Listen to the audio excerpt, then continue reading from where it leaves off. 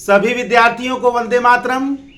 मैं विकास श्रीवास्तव विक्रमादित्य आईएएस गोरखपुर के YouTube channel पर आपका स्वागत करता हूं। प्यारे विद्यार्थियों, प्रतियोगिता परीक्षा चाहे वो आईएएस की हो, चाहे वो पीसीएस की हो, चाहे स्टेट सर्विसेज की कोई भी परीक्षा हो, और चाहे भारत की, चाहे वो वनडे स्तर की परीक्षा हो, एसएससी, बैंक, रेलवे, या तमाम परीक्षाएं भारत में हो रही हैं। यूं तो आईएएस की परीक्षा भारत की सर्वश्रेष्ठ परीक्षा है और उस परीक्षा का जो चरण है, परीक्षा की जो प्रक्रिया है, वो निश्चय ही विद्यार्थियों पर अतिरिक्त भार पैदा करती है। इसके अलावा जितनी भी प्रतियोगिता परीक्षाएं हैं वो अपने अपने तरीके से बच्चों पर भार उत्पन्न करती हैं, तनाव उत्पन्न करती हैं, जिसका परिणाम यह होता है कि बच्चे परीक्षा के भय से युक्त हो जाते हैं और अच्छे से अच्छा विद्यार्थी, अच्छे से अच्छा परीक्षार्थी परीक्षा भय से अपने आप को इतना डरा महसूस करता है कि उसके कारण उसका आत्मविश्वास चला जाता है, उसका आत्मबल कम होने लगता है और धीरे धीरे वह अपने सालों के मेहनत को उस परीक्षा के भय से, परीक्षा के दबाव से बिल्कुल खराब कर देता है। आखिर वो कौन सी रणनीतियां हों, वे कौन से कार्य हों, वे कौन से आदर्श हों जिनका पालन करने से भारत की प्रतियोगिता परीक्षाओं में भाग लेने वाला प्रत्येक विद्यार्थी, बल्कि प्रतियोगिता परीक्षा की बात करिए, जितनी परीक्षाएं हैं, हर परीक्षाओं में भाग लेने वाला परीक्षार्थी अपने आप को दबाव से मुक्त कैसे करे, कैसे अपने आप को दबाव से अलग रखे, दबाव को अपने ऊपर भारी ना पड़ने दे, बल्कि दबाव के ऊपर ही भारी पड़ जाए, तनाव के ऊपर भारी पड़ जाए। वे क्या रणनीतियां हों, वे कौन से कार्य हों जो एक परीक्षार्थी को, और खासकर आईएएस जैसा परीक्षा की परीक्षार्थी को परीक्षा के दबाव से, परीक्षा के भय से मुक्त रखे। आज हम लोग इसी को जानने का प्रयत्न करेंगे और अपने इस लेक्चर के तहत हम यही जानने का प्रयत्न करेंगे कि प्रतियोगिता परीक्षा के दबाव से एक परीक्षार्थी, एक अभ्यर्थी, एक विद्यार्थी अपने आप को मुक्त कैसे रखे। अगर इन समस्त तत्वों को, इन समस्त रणनीतियों को, इन समस्त आदर्शों को आपने सच्चे मन से पालन किया तो कोई ऐसा संशय नहीं है कि आप परीक्षा के दबाव से अपने आप को मुक्त न कर सके। निश्चित ही आप इन सारे कार्यों को करने के पश्चात, इन सारे रणनीतियों के पालना के पश्चात आप अपने समस्त परीक्षा भय को पूर्ण रूप से समाप्त करके सफलता की ओर अग्रसर हो जाएंगे। अब तो पहले तो प्रश्न ये उठता है कि जरा ये देख लें कि एक परीक्षार्थी जब परीक्षा की तैयारी करता है और जब परीक्षा के निकट पहुंचने लगता है और उसके ऊपर प्रेशर पड़ने लगता है, जैसे जैसे परीक्षा निकट आएगी, जब परीक्षा काफी दिन रहता तो बहुत शांत भी रहता है, लेकिन जैसे जैसे परीक्षा निकट आने लगती है, जैसे जैसे चाहे वो आईएएस की परीक्षा हो, चाहे पीसीएस की परीक्षा हो, जैसे जैसे निकट आने लगती है, एक परीक्षार्थी के मन में तमाम सारे प्रश्न पैदा हो जाते हैं और इन प्रश्नों में कुछ प्रश्न तो विकराल हो रूप धारण कर लेते हैं और ये वही प्रश्न हैं जो परीक्षार्थी के मन में अंदर तक भय उत्पन्न कर देते हैं। मत भूलिए, डर को डराकर ही आपको विजय हासिल करना है। जब परीक्षा में भय उत्पन्न हो तो दो रास्ते आपके पास हैं, दो रास्ते केवल आपके पास रहते हैं। या तो डर कर भाग लो, या तो डर कर भाग लो, यानी भय से या तो भाग लो, या तो डट कर भाग लो। आप बात समझने का प्रयत्न करिएगा।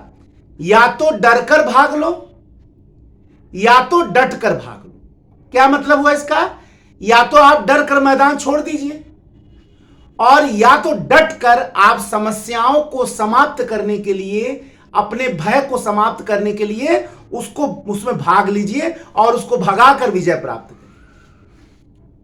किसी भी परीक्षा में सफल होने के लिए आपको इस बात को हमेशा याद रखना पड़ेगा कि या तो डरकर भाग लो, या तो डटकर भाग लो। जिस दिन आप इस सूत्र को अपना लेंगे, सारे भय समाप्त हो जाएंगे। आइए पहले हम उन बिंदुओं पर बात करते हैं जो किसी भी परीक्षार्थी को किसी भी प्रतियोगिता परीक्षा में बैठने के पहले भय उत्पन्न करते हैं। सबसे पहला उसको असफलता का भय रहता है। एक परीक्षार्थी सबसे पहला जिस भय से युक्त होता है, मुक्त नहीं बोल रहा हूं, युक्त बोल रहा हूं, जिस भय से सबसे पहले युक्त होता है वह भय है कि कहीं मैं असफल ना हो जाऊं। पहले तो आप यह सोचिए कि इसके पहले जितने लोग बैठे थे, क्या वो कभी असफल नहीं हुए थे? क्या सृष्टि का सबसे बड़ा सच्चाई यही है कि संघर्ष जितना बड़ा होता है, सफलता उतनी ही बड़ी मिलती है। यानी कि अगर आप असफलताओं से डरेंगे तो सफलता का स्वाद कैसे चखेंगे? तो सबसे पहले आपके मन में जो पहला विचार आता है, भय उत्पन्न का कारण पैदा होता है, वो है असफलता। लेकिन हमें इस बात को जरूर समझना होगा कि असफलता को हम इस बात के अनुसार न समझें कि यह हमारी विरोधी है या हमारा मार्ग रोकने आई है। असफलता आप जिन लोगों से पूछिए वो आपको बताएंगे कि असफलता में जीवन जीना भी अपना उनके लिए आनंद था। असफलता के दौरान जब आप एक कदम भी चलते हैं विश्वास के साथ, तो सफलता की अपार संभावनाएं, अपार शक्ति आपके अंदर उत्पन्न हो जाती है, क्योंकि आप संघर्ष में आगे बढ़ रहे हैं। आप असफलता के संघर्ष में एक कदम आगे बढ़ा। सफलता में तो लोग सैकड़ों कदम आगे बढ़ाते हैं, असफलता में एक कदम बढ़ाना भी आपके लिए अपार संभावनाएं और शक्ति पैदा करेगी। इसमें आपको जीना है। तो पहला भय मैंने आपको बताया बच्चों के मन में पैदा होता है कि कहीं असफल ना हो जाए। लेकिन आपको ये मन, अभी मैं बस केवल प्रश्न उठा रहा हूं जो हर परीक्षार्थी के लगभग मन में आता है। मैं यहां कोई किताबी बात नहीं कर रहा हूं, ये अनुभव के विषय हैं, जो वर्षों के अनुभव के विषय से हम लोगों ने जाना है। तो पहला है असफलता का भय, दूसरा है बदनामी का भय। प्रत्येक परीक्षार्थी यही सोचता है कि अगर असफल हो गए तो कितनी बदनामी होगा, फला रिश्तेदार क्या कहेंगे, फला नातेदार क्या कहेंगे, फला मित्र क्या कहेंगे, घर वाले क्या कहेंगे, बड़ी बदनामी होगी। और बदनामी के डर से वो अपने तैयारी को एक स्तर पर ले जाकर भी भय से युक्त हो जाते हैं। अरे भाई, जब ओखली में सर दे दिया है, जो पहले दाल वगल कूटा जाता था तो ओखली कहा जाता था उसको। अरे जब ओखली में सर दे दिया है तो मूसल से क्या डरना?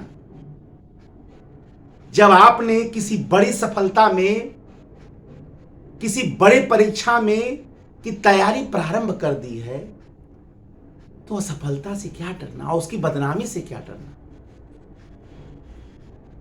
अगर इस पृथ्वी पर आगे बढ़ने वाला कोई भी व्यक्ति बदनामी से डर जाता, असफलता से डर जाता,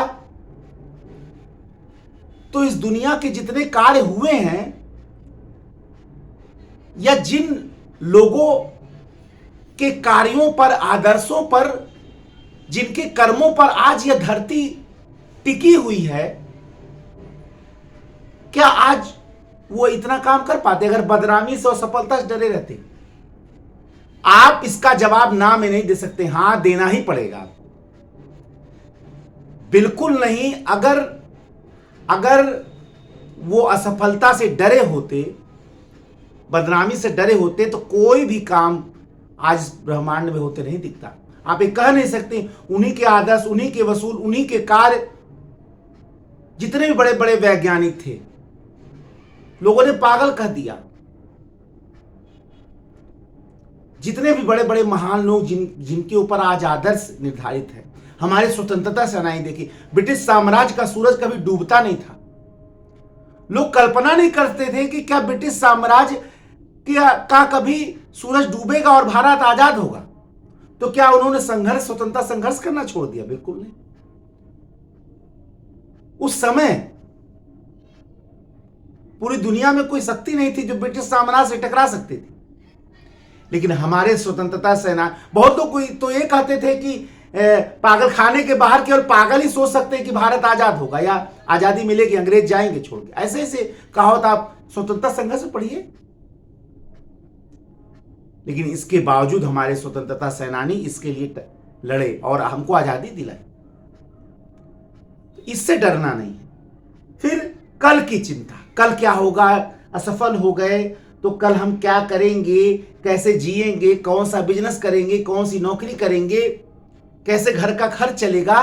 देखिए, एक सामान्य परीक्षार्थी निश्चित ही इन बातों को सोचता है, लेकिन आपका असल में संघर्ष इन्हीं से है।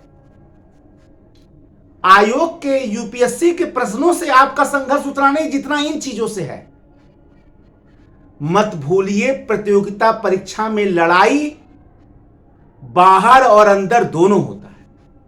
केवल बाहर नहीं होता, आयोग की परीक्षा से नहीं होता है, आयोग के प्रश्नों से नहीं होता है, आयोग के उलझाऊ प्रश्नों से नहीं होता है, बल्कि जीवन के भावनात्मक और उलझाऊ प्रश्नों से भी होता है। वही जो मैं बता रहा हूं, इनसे भी आपकी लड़ाई है। अगर आपसे कोई यह कहता हो कि परीक्षा में संघर्ष केवल बाह्य है, गलत बता रहा है। परीक्षा में संघर्ष बाह्य और आंतरिक दोनों है। यानी आपको दोनों की लड़ाई को जीतना है, और जितने लोग जीते दोनों लड़े। ऐसा शायद ही कोई परीक्षार्थी हो जिसने लड़ाई केवल बाहरी लड़ी हो। उसको बाहर और अंदर दोनों लड़ना पड़ा। अंदर माने आंतरिक भावनाओं से, वही जो मैंने बताया, जो इस समय बता रहा हूं, और बाह्य का मतलब हो गया बाहरी चुनौतियों से और आयोग के प्रश्नों से। इन दोनों से लड़ना है आपको, तब आप जो है सफल हो पाएंगे। और इनमें संतुलन भी स्थापित करना है। ये नहीं कि कहीं से लड़ाई में दूसरे को भूल गए तो दूसरा आप पर हावी हो जाएगा। ठीक है। इसके बाद आर्थिक स्थिति।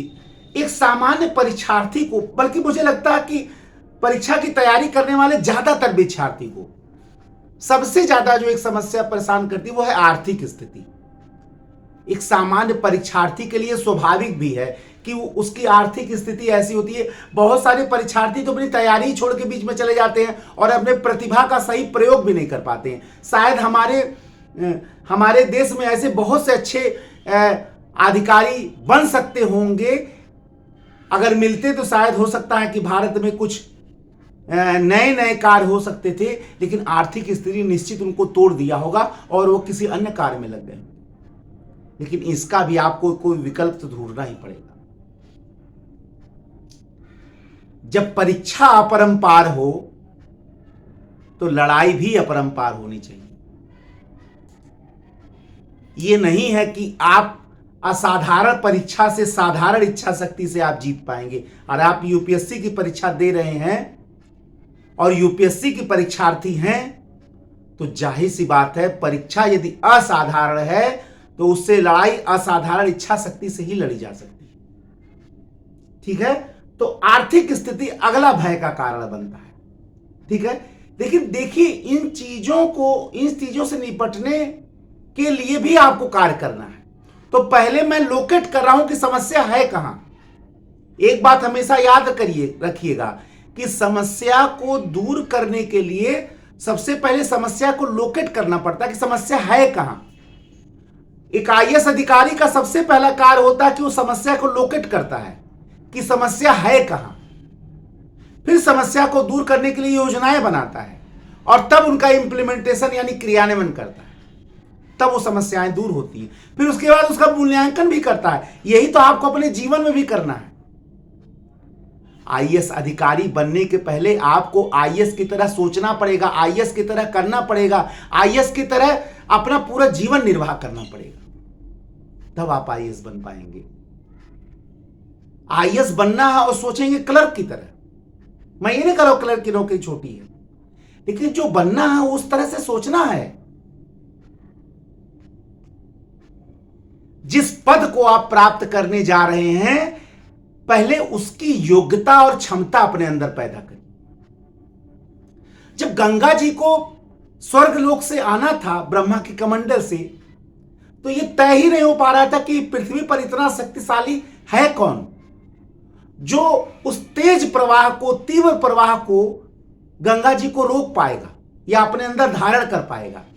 और गंगा जी ने कहा था कि यदि हमारे वेग को कोई रोक नहीं पाया तो मैं धरती को चीरते हुए पाताल में चली जाऊंगी। यानी गंगा जी के तीव्र प्रवाह को रोकने के लिए एक असाधारण क्षमता वाले व्यक्ति की आवश्यकता थी। कोई देवी देवता तैयार नहीं था उस गंगा जी के तीव्र प्रवाह को रोकने के लिए। लेकिन शर्त यही था कि गंगा जी के तीव्र प्रवाह को रोकने के लिए उस योग्य भी व्यक्ति चाहिए। और खोज हुई भगवान शिव की। भगवान शिव ने कहा कि शरीर की बात छोड़ो तो मैं तो उनको अपने जटाओं में ही धारण कर लूंगा। अर्थात इस कहानी का निहितार्थ क्या है? इस कहानी का यही निहितार्थ है कि यदि आपको किसी कार्य में सफल होना है तो पहले उस कार्य के योग्य बनना है। अगर गंगा की गति को रोकना है तो गंगाधर भी बनना पड़ेगा। आईएएस बनना है तो आईएएस के पद के पहले योग्य बनिए, तब तो आईएएस का पद मिलेगा।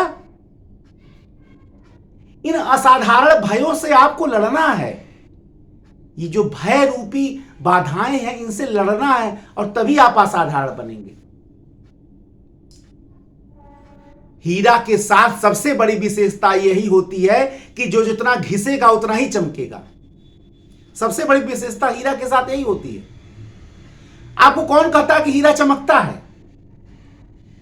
हीरा को क्रिटिकल एंगल पर 24 डिग्री एंगल पर पहले रगड़ा जाता है, घिसा जाता है, तब वो चमकदार बनता है।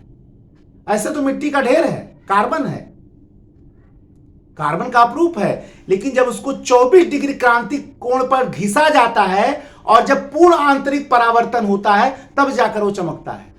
यह आपको कौन बता दिया? इसलिए जितना घिसेंगे उतना ही चमकेंगे।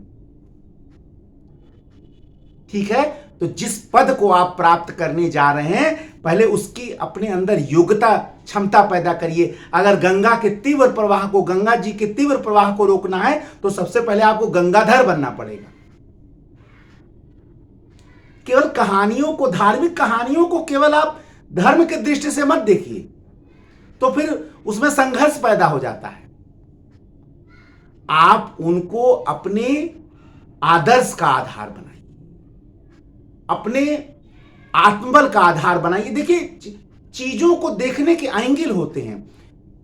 एक आईएएस, एक आम परीक्षार्थी क्या होता है? वो समस्या केंद्रित होता है। लेकिन एक आईएएस का परीक्षार्थी क्या होता है? समाधान केंद्रित होना है। अब ये आप तय करेंगे कि आप समस्या केंद्रित है कि समाधान केंद्रित है। जिस दिन आप समस्या से ध्यान हटाकर समाधान केंद्रित हो जाएंगे, सारी समस्याएं दूर हो जाएंगी, सफलता आपके चरणों चूमेगी। इसके बाद जो अंतिम व्यक्ति का जो भय है वह कमजोर मन।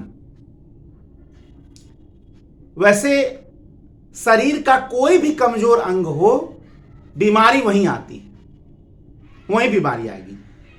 आपको जान के आश्चर्य होगा, दिन भर में हजारों बीमारियों का, वायरस, बैक्टीरिया का हमारे ऊपर आक्रमण होता है, लेकिन हमारे शरीर की जो प्रतिरोधक क्षमता है उसको हटा देती, बाहर कर देती उस बीमारी। लेकिन जिस दिन आपका शरीर कमजोर हुआ, तुरंत आप रोगी हो जाते हैं।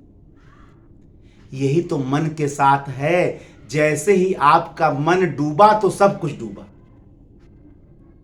तो कमजोर मन भय का सबसे बड़ा कारण होता है। और मैं आपको बताऊं, इस कमजोर मन में इतनी ज्यादा क्षमता होती है, कमजोर मन की बात कर रहा हूं, कि आपका सारा सालों का परिश्रम गुड़ गोबर कर सकता है। तो शरीर का कोई अंग आपका कमजोर नहीं होना चाहिए, चाहे आत्मिक चाहे शारीरिक। मन डूबा तो सब डूबा। मन को वज्र बना लीजिए, ठीक है। तो ये मैंने जो आपको बताया, चाहे असफलता का भय, चाहे बदनामी, चाहे आर्थिक स्थिति, चाहे कल की चिंता, चाहे कमजोर मन, ये वे कारण हैं जो किसी भी प्रतियोगिता परीक्षा के आम परीक्षार्थी के मन में पैदा हो जाते हैं और हर हाल में होते हैं। इससे कोई इनकार नहीं कर सकता है। अगर वो सक्षम विद्यार्थी है, उसकी आर्थिक स्थिति सही है, तो उसकी मानसिक स्थिति गड़बड़ हो सकती है, उसको असफलता का डर भय व्याप्त हो सकता है उसके मन में। तो आइए देखा जाए कि अब इनसे बचा कैसे, यानी अपने आप को इस परीक्षा के भय से मुक्त कैसे किया। और यही देखिए, सफलता और असफलता के बीच केवल एक ही शब्द का अंतर है, आ को हटा दीजिए, सफलता। इसी एक ही अक्षर को हटाने के लिए ये पूरी रणनीतियां हम लोग बनाएंगे। इस भय को अपने इस मन से निकालना है। और जो व्यक्ति परीक्षा के भय को अपने मन से निकाल बाहर करता है, निश्चित ही उसी को सफलता उसी का वर्ण करती है। सफलता तो एक चुंबक है, सफलता एक चुंबक है जो योग्य व्यक्ति की ओर आकर्षित होती है, योग्य व्यक्ति को अपनी ओर आकर्षित करती है। माइंड करिए इस बात को। आप अब मान लीजिए चुंबक रख लीजिए, तो लकड़ी है और बहुत सारे पदार्थ उसको नहीं खींचेगा, वो किसी खींचेगा, इसको लोहा को ही खींचेगा वो। तो अगर सफलता को चुंबक मान लिया जाए, तो आपको लोहा तो बनना है भाई। आप लोहा बनिए, फौलाद बनिए, खींच लेगा वो अपनी ओर आपको। यानी उस योग्यता को आप पैदा करिए, ठीक है। आइए देखा जाए, सबसे पहले भय से मुक्त होने के लिए क्या शर्तें हैं, क्या आदर्श हैं, क्या मूल्य हैं, या क्या क्या तरीके हैं, या क्या क्या रणनीतियां हैं जो आपको परीक्षा के भय से मुक्त रखेंगे। तो सबसे पहली जो रणनीति है, मन को स्वस्थ रखें। सबसे पहले अपने मन को आप वज्र बना लें। मन के हारे हार है, मन के जीते जीत। मन डूबा तो सब कुछ डूबा। कमजोर मन किसी असाधारण सफलता का वर्णन कभी नहीं कर सकता है, यह अकाट्य सत्य है। और अगर उसको आकस्मिक कोई सफलता मिल भी गई, तो वो हिलने लगेगा, संभाल नहीं पाएगा बहुत दिन तक। इसलिए अगर आपको परीक्षा के भय से मुक्त होना है, तो सबसे पहले आपको अपने मन को वज्र बनाना है, ठीक है। ये बहुत कठिन नहीं है, ये सब विद्यार्थी के अंदर ही क्षमता होती है, बस आपको जानने की आवश्यकता है। तो सबसे पहले प्रतियोगिता परीक्षा में अगर आपको परीक्षा के भय से मुक्त होना है, तो सबसे पहले आपको अपने मन को मजबूत बनाना है, और यहां तक कि वज्र के समान बनाना है। दूसरा, तैयारी को आप निष्काम भाव से करिए, ठीक है ना। अब निष्काम भाव क्या होता है? देखिए, हर व्यक्ति के मन में एक कामना होती है कि मुझे ये प्राप्त हो, ये सफलता मिले, मैं इस बात का वर्ण करूं, मैं इस चीज को प्राप्त करूं, ये कामना है। लेकिन आपकी तैयारी निष्काम भाव से होनी चाहिए। अब आप बोलेंगे निष्काम भाव से तैयारी का क्या मतलब हुआ? आपको अपनी तैयारी को ही अपना कर्म मानिए, और उस तैयारी का कर्म ही अपना लक्ष्य मानिए। उसका लक्ष्य सफलता को मत दीजिए, मानी कर्म यहां करिए और उसका लक्ष्य कहीं दूर ना हो। आपका कर्म ही आपका लक्ष्य हो। जब आपका, अब उसको लक्ष्य को कहीं दूर मत रखिए कि हाँ ये करेंगे तो हम वो पाएंगे, वो दूर हो गया। यानी आप कामना कर रहे हैं कि वो मिले और नहीं मिला तब तो आप मायूस हो जाएंगे, निराश हो जाएंगे, तो फिर आप अगले परीक्षा के लिए तैयारी कैसे करेंगे? यानी आप कर्म ही लक्ष्य मानिए। जिस दिन आप कर्म को अपना लक्ष्य बना लेंगे, आप देखिएगा आपके मन में कोई नैराश्य भाव उत्पन्न ही नहीं हो सकता है। शरीर के अंदर से, मन के अंदर से सारी जो व्याप्त निराशा है वो बाहर चली जाएगी। कोई निराशा आपके मन में रह ही नहीं जाएगा, केवल आशा और उत्साह की उत्पत्ति, क्योंकि आपने कर्म ही लक्ष्य मान लिया है। फिर कर्मयोगी तरह भिड़ जाइए। और किसी कर्मयोगी को इस बात की चिंता थोड़ा रहती कि क्या मिल रहा, क्या जा रहा है। वो तो कर्मरत है, और कर्मरत मानव को सफलता स्वयं वरण करती है। तो फिर आप निष्काम भाव से, बिना किसी लक्ष्य, डरिए। अब आपके मन में तो लक्ष्य ही का डर है कि नहीं मिलेगा तो क्या होगा, तो उसी को हटाइए। हालांकि ये इतना आसान नहीं है, मैं ये नहीं कर रहा हूं हट ही जाएगा, लेकिन भाई 24 घंटा आप यही सोचते रहेंगे कि मिलेगा कि नहीं मिलेगा, तो फिर आप एक प्रकार से भय से युक्त ही तो हो रहे हैं। तो उसी को तो निकालने के लिए बोला जा रहा है कि निष्काम भाव से तैयारी की, सोचिए ही मत क्या होगा, बस करते रहिए। कर्मयोगी की तरह आप केवल संघर्ष करते रहिए, आप देखिएगा सफल हो जाएंगे। मन को एकाग्र करिए, क्योंकि जब मन एकाग्र रहेगा तो आपका मन इधर उधर भटकेगा ही नहीं। मन को एक रस्सी से छूटी हुई गाय के समान मत रखिए कि इधर उधर जाके चरे समान घास। देखते हैं ना गाय क्या करती है, अगर वो खूंटा से छूट जाती है तो पूरे मैदान को चर ढालती है। ऐसे ही मन है, ठीक है ना। तो मन अगर एकाग्र नहीं है, परीक्षा केंद्रित नहीं है, तो इधर उधर जाके चरेगा गाय की तरह, और जब चरेगा तो तमाम सारी भय आपके मन में व्याप्त हो जाएगा। तो उसको क्या करिए, एकाग्र करिए। जब आप एकाग्र करेंगे, केवल अपने परीक्षा पर ही लगाएंगे, तो और कोई भाव ही मन में नहीं उत्पन्न हो पाएगा। भाई इस पूरी लड़ाई तो मन से है। इसीलिए कहा भी गया है, मंजिल उसी को मिलती है जिसके सपनों में जान होती है। मंजिल उसी को मिलती है जिसके सपनों में जान होती है, पंखों से नहीं हौसलों से उड़ान होती है। मन का ही तो है ये हौसला शक्ति, पंखों से कहां उड़ान हो रही है। कहा जाता है कि बाज बादल से ऊपर उड़ता है, बारिश का उसके ऊपर प्रभाव नहीं पड़ता है, उसके ऊपर हो जाता है। बादलों से ऊपर ही तो उड़ना है आपको। नीचे के पक्षी जैसे बारिश होता भग लेते हैं, बाज उड़ता रहता है बादल को चीर कर। आपको ऐसे ही लड़ना है, ठीक है ना। तो आपको क्या होना, मन को एकाग्र बनाना है और परीक्षा केंद्रित होना। सारा भय तो ऐसे समाप्त हो जाएगा, ठीक है। थोड़ी सा दार्शनिक भी बनिए, आप थोड़ी सा कल्पनाशील भी बनिए। एक आईएएस अधिकारी को कल्पनाशील होना चाहिए, प्रश्न भी आता है, क्योंकि कल्पना के गंगा में जब वो डुबकी लगाएगा तभी तो तमाम प्रकार के नई नई चीजों को खोज के लाएगा।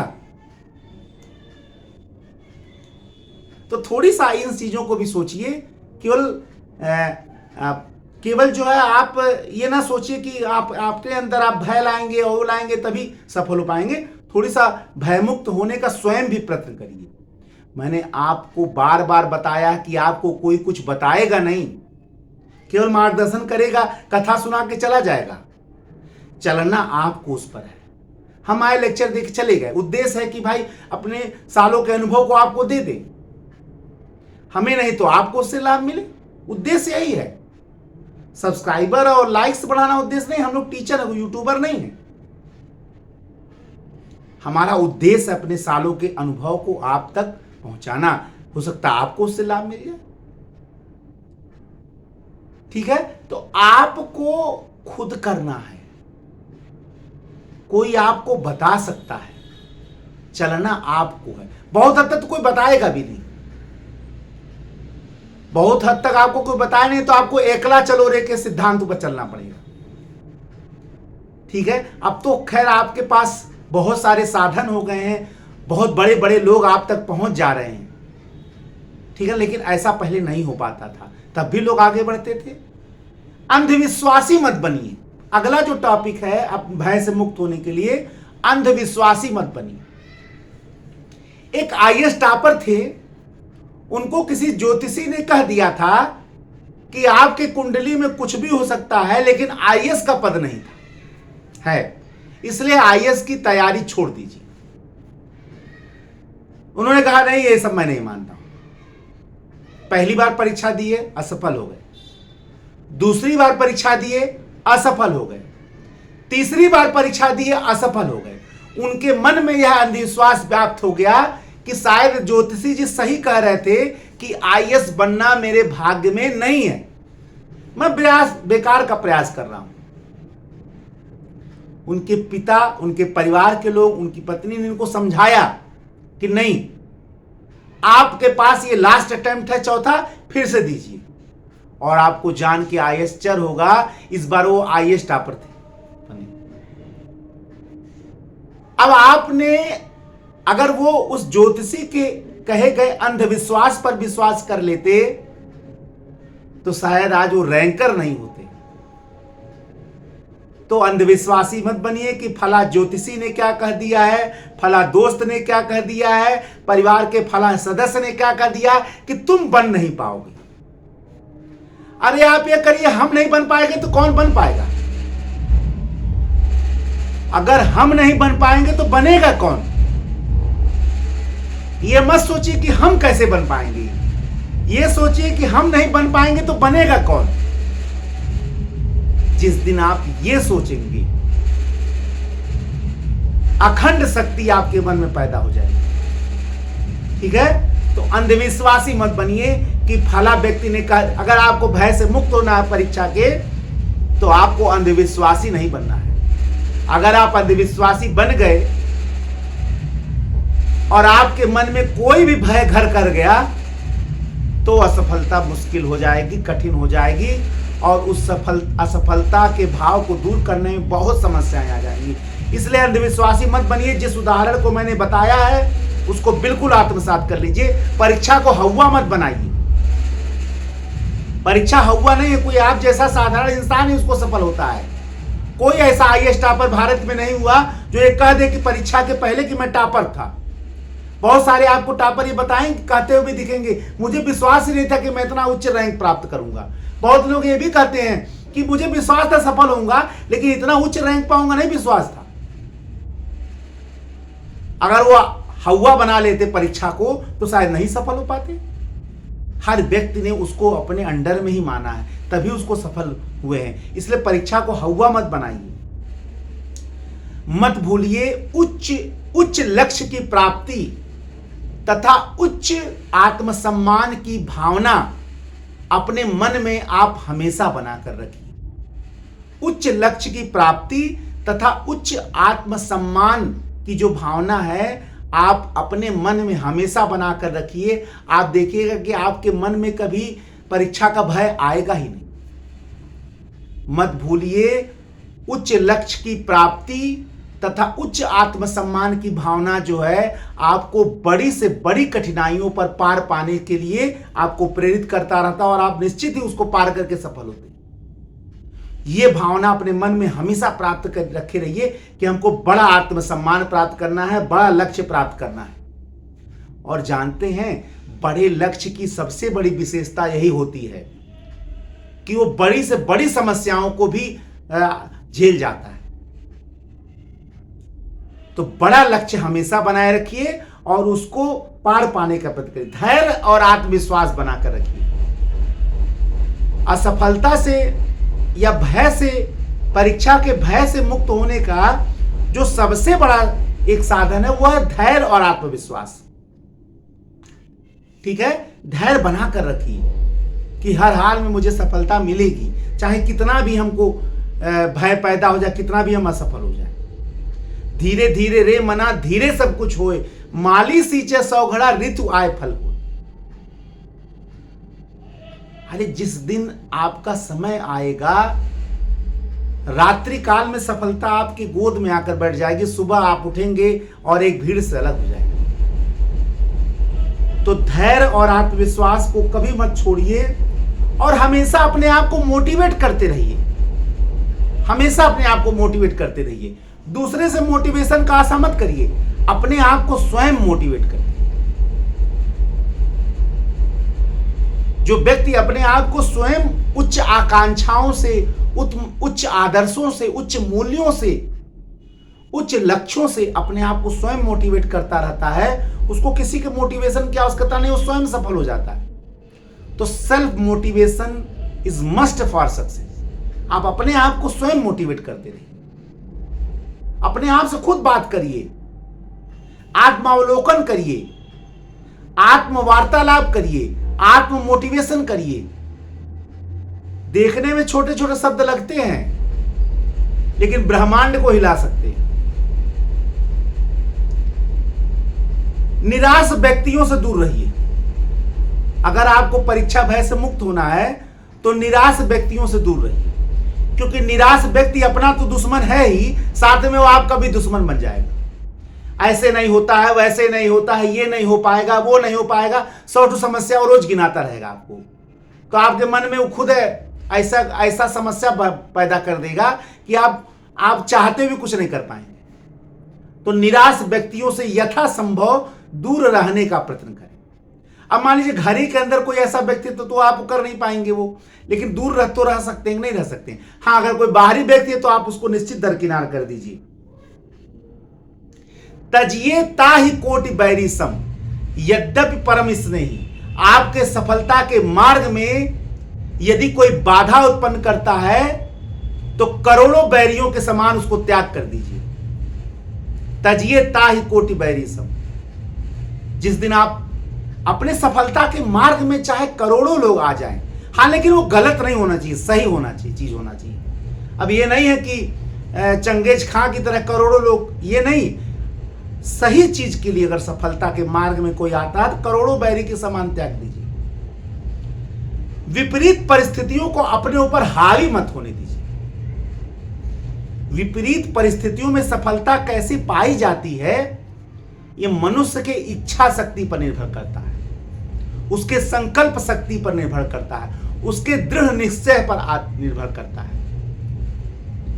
तो आप विपरीत परिस्थितियां एक बहुत बड़ी, ये क्षमता मैं आपको बता रहा हूं, विपरीत परिस्थितियों में सफलता एक बहुत बड़ा गुण है। और उससे भी बड़ा आश्चर्य यह है कि वह हर व्यक्ति के अंदर है वह गुण। तो वही मैंने बताया ना, कुछ लोग भाग लेते हैं, कुछ लोग भाग लेते हैं।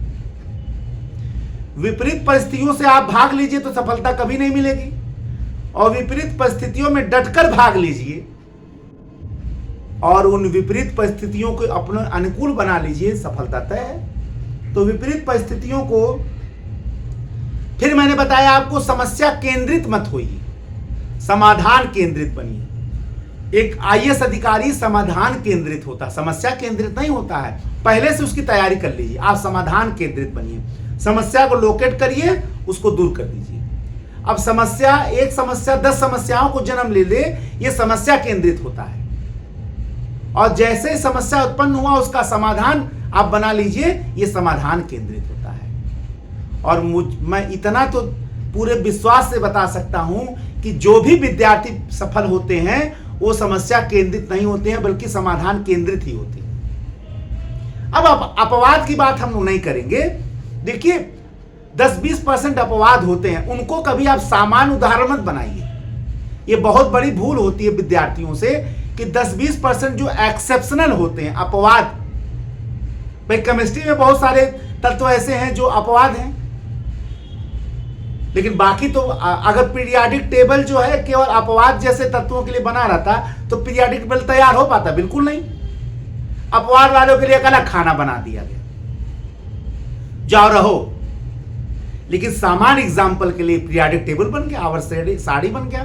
तो आप सामान्य एग्जाम्पल पर ध्यान दीजिए ना, अपवाद के ऊपर ध्यान मत दीजिए। 10-20% अपवाद मिलेंगे, इतनी बड़ी जनसंख्या, इतना बड़ा देश है, इतने सारे लोग हैं, तो 10-20% तो अपवाद मिलबे करेगा। वो हमारा एग्जाम्पल थोड़ा है। ठीक है, पढ़ने की योजना बनाइए, लक्ष्य तय करिए और उस लक्ष्य को पूरा कर दीजिए, तब अपने आप तनाव से मुक्त होंगे। पता चला आप पढ़ने की योजना बनाए ही नहीं, आपने सिलेबस तय ही नहीं किया और उसको आप पूरा करने में 10 दिन लगा दे रहे, तो आप तनाव बढ़ता जाएगा। तो सबसे पहले योजना बनाइए, कितना पढ़ना है, कितना आज कंप्लीट कर लेना है, और उसको आज कंप्लीट करके ही मानिए, खत्म नहीं बल्कि कंप्लीट करके मानिए। तो जब आप सिलेबस कंप्लीट करते जाएंगे तो अपने आप तनाव से मुक्त होते चले जाएंगे। ठीक है, पढ़ना हमेशा समझ कर पढ़ें, कभी भी रट कर मत पढ़ें, और बहुत संभव लिखते चले जाइए, 2-4 लाइन लिख लीजिए और याद हो जाएगा। कॉन्फिडेंस, एकाग्रता बनी रहेगी। ठीक है ना, तो समझ कर पढ़े, कभी भी रट कर पढ़े नहीं। एक अंतिम सूत्र मैं आपको बताने जा रहा हूं, परीक्षा भय से मुक्त होने का, और वो केवल व्यवहारिक है, उसका सिद्धांत से कोई लेना देना नहीं। अगर आपको परीक्षा भय से मुक्त होना है तो एक अंतिम ब्रह्मास्त्र यही है कि आप उन लोगों के बारे में याद करिए जो सफल हो गए। अगर आप सफल लोगों के बारे में बात करेंगे और सफल लोगों के बारे में सोचेंगे तो आप परीक्षा के पूरा भय से मुक्त हो जाएंगे। अब पूछिए क्यों? इसलिए कि उन लोगों ने इन्हीं समस्त भयों पर विजय प्राप्त करके वो सफल हुए। ऐसा कोई सफल विद्यार्थी नहीं है जो इन समस्त भय का सामना न किया और इन भयों से संघर्ष करके, इन समस्त भय से संघर्ष करके वो सफल ना हुआ। तो जैसे ही आप सफल लोगों के बारे में सोचेंगे तो आपके मन में ये बात आएगी कि वो भी इन सारे समस्याओं से, इन समस्त भय से लड़े थे और इन पर पार पाकर सफल हुए। जैसे ही आपने सफल लोगों के बारे में सोचा, आप परीक्षा के भय से पूर्ण रूप से मुक्त हो जाएंगे। कमजोर से कमजोर विद्यार्थी भी इन भय से लड़कर सफल हो गया। तो जैसे ही आप सोचेंगे अरे फला सफल हो गया, इसका मतलब वो भी इनसे लड़ा होगा, देखने में तो बड़ा कमजोर लग रहा था। इसका मतलब क्या है? उसकी इच्छा शक्ति मजबूत थी। देखने में कमजोर था, देखने में गरीब था, देखने में साधनहीन था, साधन विहीन था, इच्छा शक्ति मजबूत, और वो सफल हो गया। सफल लोगों के बारे में सोच लीजिए, आपकी सारा परीक्षा भय मुक्त हो जाएगा, दूर हो जाएगा और असफल हो जाएगा। इन सारे सूत्रों को अपनाइए, निश्चित ही आप परीक्षा भय से मुक्त होकर हर हाल में सफल होंगे, इसमें तनिक भी संदेह नहीं है। एक नए लेक्चर वीडियो के साथ मैं आपके साथ पुनः उपस्थित होऊंगा। तब तक के लिए जय हिंद, जय भारत, वंदे मातरम, धन्यवाद।